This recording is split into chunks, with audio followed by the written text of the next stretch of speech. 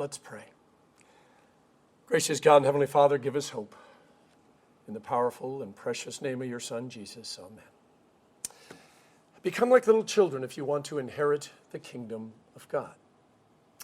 Jesus said that, but what is it like to be a child? I mean, they have wild imaginations, fears, curiosity, boundless energy, given to an imitation, needing to be loved, and wanting to be part of everything. For the last weeks, Matthew's gospel has Jesus often repeating the phrase, "Throw them out where there will be weeping and gnashing of teeth in the darkness." Little children have a very simple understanding of salvation. Bad people go to hell, good people go to heaven. But that doesn't mean they know what a good person is or what a bad person is. They hear their parents say, "Oh, she's such a good person," or they hear someone else or the media say, "This person was a really bad person." But they are left to connect the dots as to what made that person a good person or that person a bad person. When faced with bad people or bad things, children often resort to good luck charms. Things they hold tightly to for protection. A blankie, a stuffy, or Captain America underwear. They don't want to go anywhere without them because that thing, whatever it may be, protects them and it keeps the bad things and the bad people away. As we grow up, we exchange our stuffies and blankies and Captain America underwear for more grown-up luck charms. In the wilderness, when Moses went up on the mountain to meet with God, and he took a really long time, the people gathered up all of their gold, and they melted it into a golden calf, and they set it up in the middle of the camp to worship. You see, God was distant and mysterious, but this calf, it was right there where they could touch it and see it. So what are your good luck charms? What are the things that you hold tightly to? Sometimes, by the way, without even knowing it, because you think they bring you comfort or make you feel safe or help you believe that everything really is going to be okay. I know the last Sundays of the church here are not easy to get through. Weeping and gnashing of teeth, the separation of the sheep and the goats, Jesus telling those who were very religious and righteous that they're not going to get to go to heaven because they didn't have the one thing needed, and that was faith in him. You don't have to be a kid to hear all that and wonder if God is mad at everyone. Now, we've transitioned to Series B, left behind Matthew's gospel and moved into Mark's gospel, and he isn't much better. I mean, today we're dropped right into the middle of a diorama of the end of the world, which, by the way, if you're thinking theologically, makes perfect sense because we got to let go of the old before we can embrace the new, right? Except there are a lot of things in the old that we kind of like. Things that we're not ready to let go of. I remember when I was a kid and the pastor told the story of Lot and his family fleeing Sodom and Gomorrah before those cities were destroyed. And when he talked about how evil Sodom and Gomorrah was, you just assumed that Lot and his wife would go running away as fast as possible, never looking back. And yet Lot's wife, who, by the way, isn't named in the scriptures, but which Jewish tradition, her name is Edith, she stops. And she does look back, and she's turned into a pillar of salt. See, as a kid, I didn't understand that. But as an adult, I do. You see, there are things that we are afraid to let go of. Even though that we know that they are evil, that they are terrible, that they're terrible for us. But we've grown comfortable around them, and we're not sure how we can let go.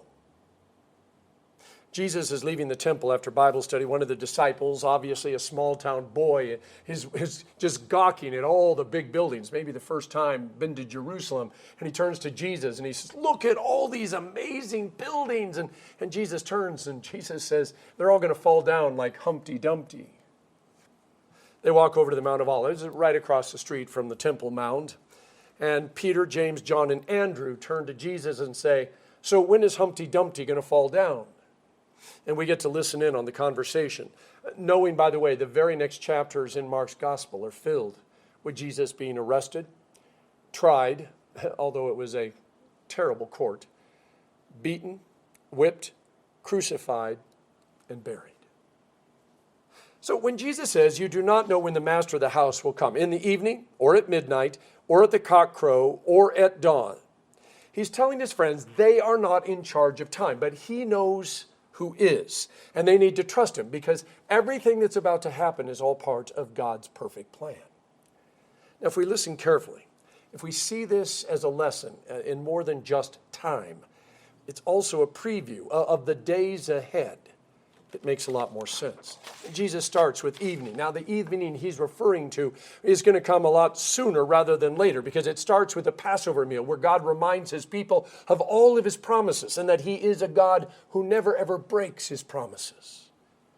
And the evening continues to a garden where prayers are prayed, friends are betrayed, Jesus is arrested, and the disciples flee. Midnight is when Jesus is examined by the high priest. Who do you think you are? How dare you compare yourself with the Son of God? Somebody needs to crucify him. At dawn, got to back up.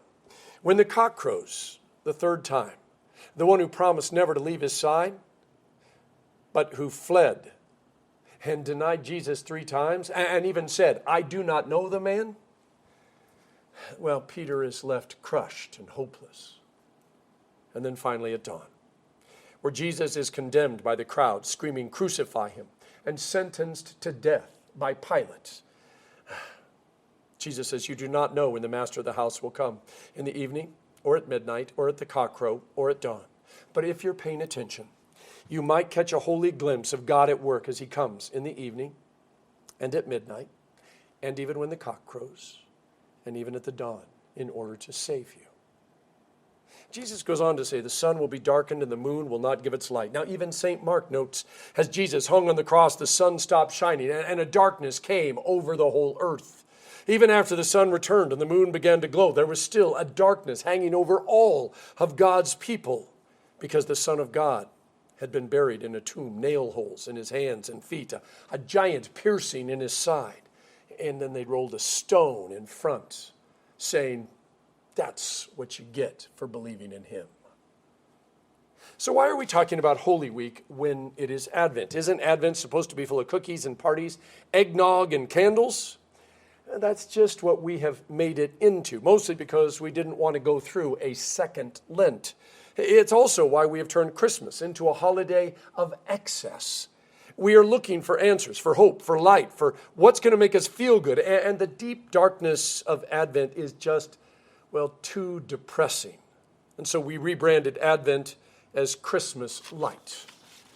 Now, the cross is dark and deathly, and we know that we have to go there because it's where Jesus saved us. And so it's okay to go there once a year. But beyond that, it's just too much. But it's only too much because we often fail to see the darkness is countered by an even greater light on Easter morning. Death is overwhelmed by eternal life. Pain is healed by love. Fear is conquered by grace. In order to understand the fullness of God's love, the brightness of God's light, the truth is we must first venture into the darkness. But that doesn't make it easy. You see, God dies on a cross. It's Jesus' body that dies, but we know that Jesus is 100% God and 100% man. And by the way, I know, if you're trying to add that up as a mathematician, it doesn't work, but it does in the theology of God. And Jesus is not spared any pain because he's God's son, nor, to be honest, can he be. He's bearing our sin, our pain, our failures, our lostness, and when we say our, we're talking all the sins of all the people that have ever been born. See, for Satan to be silenced, every sin, every betrayal, every curse has to be paid for. And Jesus does that for us. If we're looking for a reason for Advent, something to justify the pondering and the waiting, the darkness and the allusions to the cross, no surprise, it's actually theological in nature. You see, if we ask what's happening, it turns out God is actually doing everything. God is getting born. God is growing up. By the way, God had to leave heaven in order to get born, and he had to spend 9 months in Mary's womb. God is growing up. God is living the perfect life. God is loving and forgiving the people. God is preaching. God is teaching. God is doing miracles. God is suffering. God is dying. So what are we doing? Waiting and watching. A forced passivity. An interminable waiting. See, this is not a turkey coma from the tryptophan or jet lag where no matter how great your intentions are, you just can't stay awake anymore. No, this is to be a waiting with purpose, with expectation, so that no matter how long it lasts, we're still waiting actively. But because it's been 2,000 years and we are in the umpteenth generation of waiting, we've grown weary. Our attention has waned. See, once upon a time, before iPhones spying on friends and family app, we had no idea when somebody was going to arrive. If it was somebody we loved, well, somebody we really wanted to see, well, there was a longing and anticipation. We stood at the window. We might have even stood on tippy toes so that we could see just a little further down the street. We watched for their car coming down the street or for their body walking down the sidewalk. Today, we just follow a little blip on the screen. So when my wife is following the little blip on the screen that's our daughter's, sometimes she groans and I say, "What's the matter?" And she goes, "I don't know where they're going." In other words, there's an expectation and she's, for a moment, befuddled. There was a time when my oldest daughter was still weeks and weeks away from delivering grandchild number 4. And all of a sudden, my wife said she's headed to the hospital. Now, the reason this is a big deal is because from where my daughter lives, the nearest hospital is 45 minutes away. They actually give you a course on how to give birth in the car because it's wintertime and stuff. My wife is watching the little blip intently, wondering if she needs to be doing something like making a phone call to book a flight or something. And then all of a sudden she says, "Oh, never mind." She turned into Chick-fil-A. False alarm. See, if the person we are waiting for is really important, if the event is one that we have been waiting a long time for, time moves far too slowly. And with Isaiah, we cry out, "Oh, that you would rend the heavens and come down and save us." If we've been waiting and the time we thought they were arriving has come and gone, and we have no way to follow a little blip on the screen, we might set an alarm. In other words, just, so that if we happen to doze off, we'll get woke up. And we will either go to sleep, or we'll go back to work, or we'll continue cleaning, hoping that we will hear the phone ring, or there'll be a knock at the door. If we feel like we've been stood up, that they're not coming, not now and not ever, we go to sleep. We do not set an alarm. We plan on building a blanket fort tomorrow and having Uber Eats deliver food because we're going into a major depression. But as we wait, Advent waiting, Jesus has something very different in mind. Not cleaning, not sleeping, not killing time. Jesus would have us go about our lives. Notice that? He says, "I want you to go back and live out your life." We find this in verse 34 where Jesus says, "So a man going on a journey gives his servants orders and authority, and he sets them about their work. They stationed a watchman at the door so that when the owner returned, they would be able to greet him. Now, the only warning is you need to be alert so that when, I come back, I don't find you sleeping." Now, without getting too literal, because we know that if the master is gone for a really long time, his people do need to sleep. So we discover that this sleeping is not where we just lay our head down on the pillow or take a little nap in the chair, but rather it is that creating a blanket fort and putting a big do not disturb sign on everything and walling us off and saying, "I don't want anything to do with you anymore." So people sometimes ask if God is mad at them. And when I ask them why they think that, they haven't committed any great crimes. They haven't destroyed any worlds. It's usually because they just say, "Well, I'm not sure that I've prayed enough. I'm not sure I've gone to church enough. I'm not sure I've done enough good things." The heartbreaking part of these questions is them thinking that God only loves people who spend every waking moment worshiping him, and anyone else is unworthy. That's the Old Testament lesson that I read a few minutes ago. This brings us back to little children. You see, kids don't always know the difference between their mom and dad being angry at them and being angry at someone or something else. And unfortunately, they wind up bearing some of the pain that their parents are experiencing. See, when the mom or dad finally realize that their child is afraid and that they've been part of it, and they scoop them up and they hold them and they hug them, the child immediately knows that they're safe, that they're loved, that everything's okay, and that even if mom or dad was mad at them, they're not anymore, and so it's okay. Such holy moments may be rare in this world, but they are plentiful in God's kingdom.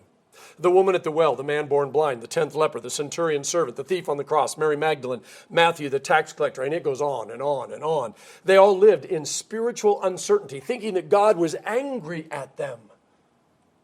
until Jesus showed up with his arms open wide and welcomed them into the family. See, the cross shows us that God did not raise his hands in anger against us, but instead chose for his Son to bear the pain and the suffering for all of humanity. This is the God we worship, and this is the God that we are waiting for. We don't need a blankie, a stuffy, or Captain America underwear. Well, they're nice, and if you got it, I think it's great. Because it doesn't take long, to be honest, before we outgrow them, before we realize that they may not be able to offer us everything that we hoped they would. Advent teaches us to wait in the midst of the darkness, in the midst of the pain, in the midst of the uncertainty.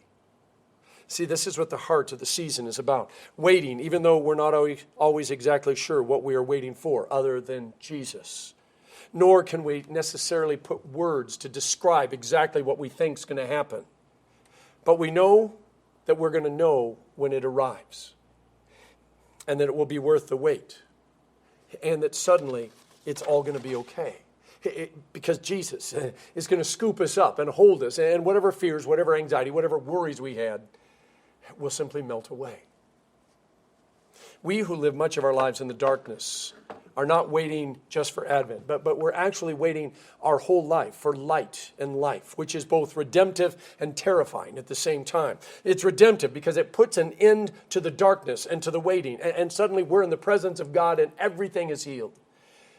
But that's also why it's so terrifying, because for so long, for all of our lives, the darkness has been our home, and like Lot's wife, there are times when we're just not sure we're ready to leave some of that behind. To wait for Christ is not a passive thing. It's more than a prayerful, churchy, worshipy thing. To wait for Christ is above all else to live in his name and for his name. To be what he created us to be, to do what he created us to do, so that when he does return, there are others in the world who have experienced him and his love and his mercy and his grace through us, as well as imperfect as we may have witnessed about him.